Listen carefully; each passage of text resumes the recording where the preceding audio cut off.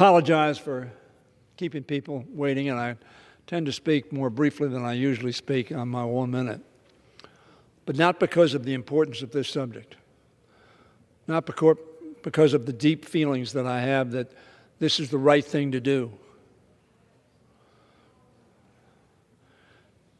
Mr. Speaker, this supplemental appropriation bill is a down payment on the security and success of democracy. We have paid that price before, not only in dollars, but in lives. Not only in Ukraine, but throughout the world. Yesterday, Vladimir Putin watched as the Russian military paraded through Red Square to commemorate victory in the Second World War.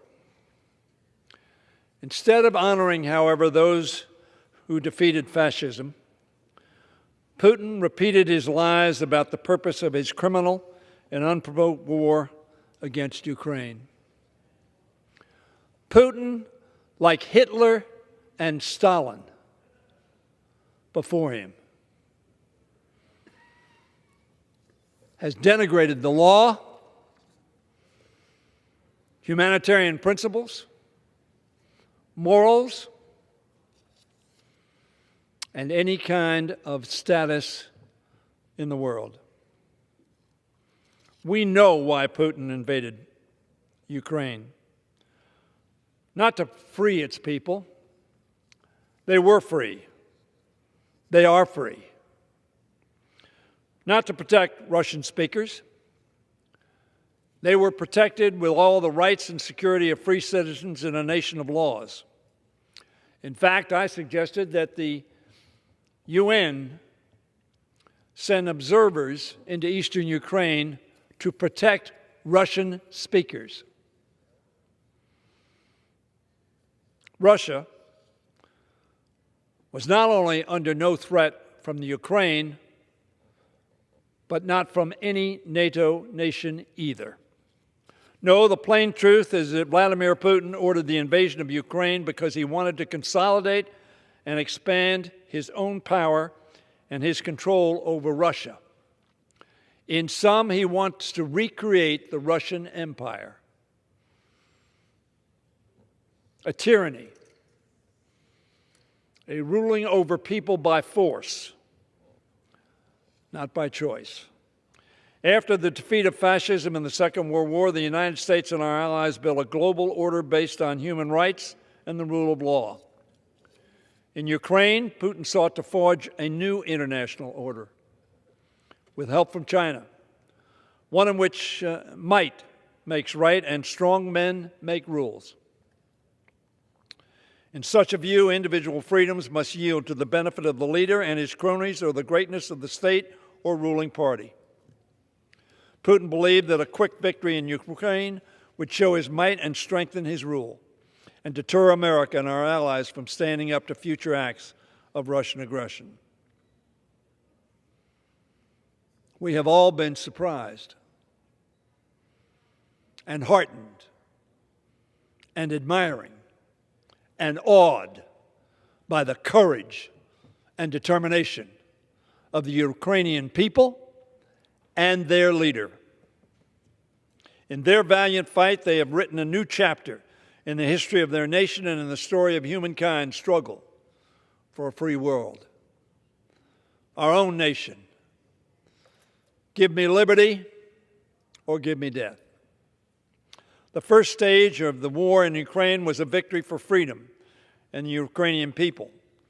With the help of Western arms and aid, Ukraine defeated Putin's attempt to win a quick and decisive victory and to occupy and control the capital of Ukraine. Indeed, they have given the Russian military a substantial bruising.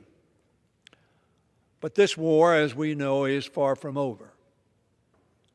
In the east, Russian forces continue their fierce assaults, their criminal assaults, their murderous assaults, their savage assaults. There's not an adverse adjective that you can use that does not apply to the actions of Russia and its soldiers and its leaders. Their seizure of towns and villages and their war crimes against civilians is meant to demoralize the Ukrainian people into submission. How awed we must be and proud of their determination not to be bludgeoned into submission. The world now knows that Ukrainians will fight to their last breath for their country. We pledge our lives and our honor, our sacred honor, and all that we have. That's what our founders said. Fighting a behemoth power, the world power of its day. And because of the courage of our founders and those Minutemen and those Minutewomen, we prevailed. I say this as a down payment, this bill. The world now knows that Ukrainians will fight to their last breath for their country, just as the fighters, and that's not just we have to say it, we've seen it in Mariupol.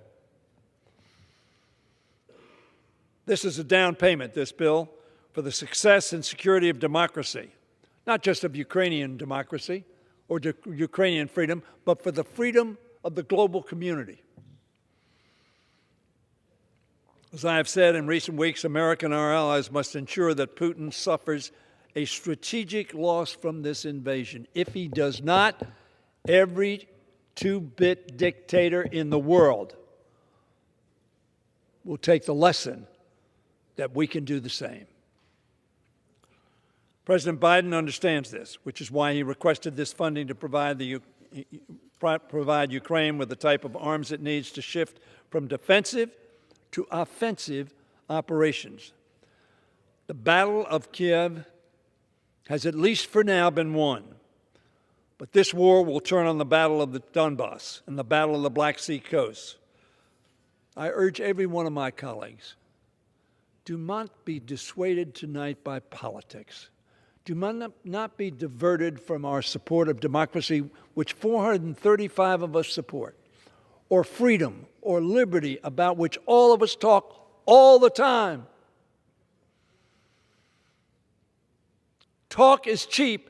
This victory for democracy is not. It has never been. And it is not today or tomorrow and the day thereafter. Let us not let Putin achieve a victory over democracy and liberty and freedom. Vote yes for Ukraine, for the American people and our democracy, and for those who love liberty throughout this globe. Let us send a united message. Yes, we have political differences. Yes, we can sometimes be demeaning of one another. But when it comes to the defense of liberty and freedom, we shall be united. Vote yes. I yield back. The gentleman yields back. The gentlelady from Connecticut is recognized.